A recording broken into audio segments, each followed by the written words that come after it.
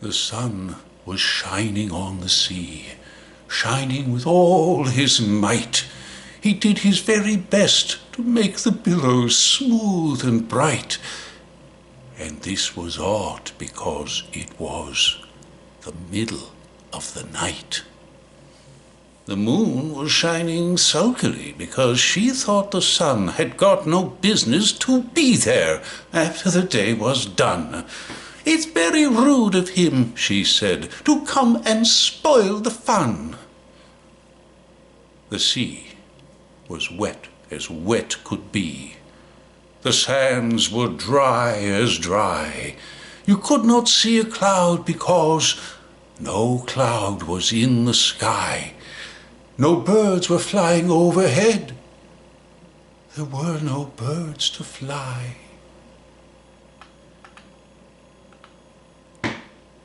The Walrus and the Carpenter were walking close at hand. They wept like anything to see such quantities of sand. If this were only cleared away, they said, it would be grand. If 7 maids with 7 mops swept it for half a year, do you suppose, the Walrus said, that they could get it clear? I doubt it, said the Carpenter, and shed a bitter tear. Oysters, come and walk with us, the Walrus did beseech. A pleasant walk, a pleasant talk along the briny beach. You cannot do with more than 4 to give an hand to each. The eldest oyster looked at him, but never a word he said. The eldest oyster winked his eye and shook his heavy head, meaning to say he did not choose to leave the oyster bed. But 4 young oysters hurried up, all eager for the treat. Their coats were brushed, their faces washed, their shoes were clean and neat. And this was odd because, you know, they hadn't any feet. 4 other oysters followed them, and yet another 4, and thick and fast they came at last, and more and more and more, all hopping through the frothy waves and scrambling to the shore. The Walrus and the Carpenter walked on a mile or 2, and then they rested on a rock, conveniently low. And all the little oysters stood and waited in a row. The time has come, the Walrus said, to talk of many things, of shoes and ships and sealing wax, of cabbages and kings, and why the sea is boiling hot, and whether pigs have wings.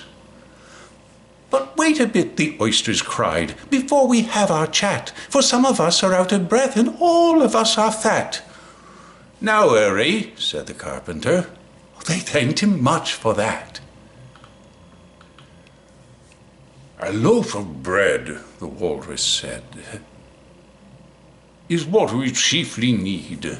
Pepper and vinegar besides are very good indeed. Now, if you're ready, oysters dear, we can begin to feed. But not on us, the oysters cried, turning a little blue.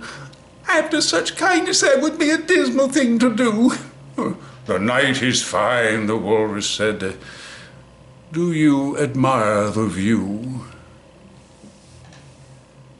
It was so kind of you to come, and you were very nice.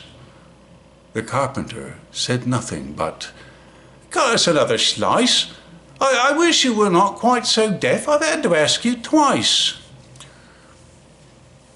It seems a shame, the Walrus said, to play them such a trick, after we've brought them out so far and made them trot so quick. The Carpenter said nothing but, the butter's spread too thick.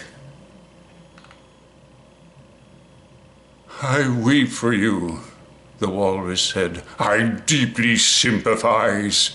With sobs and tears he sorted out those of the largest size, holding his pocket handkerchief before his streaming eyes. "Oh, oysters," said the Carpenter, "you've had a pleasant run. Shall we be trotting home again?" But answer came there none. And this was scarcely odd, because they'd eaten every one.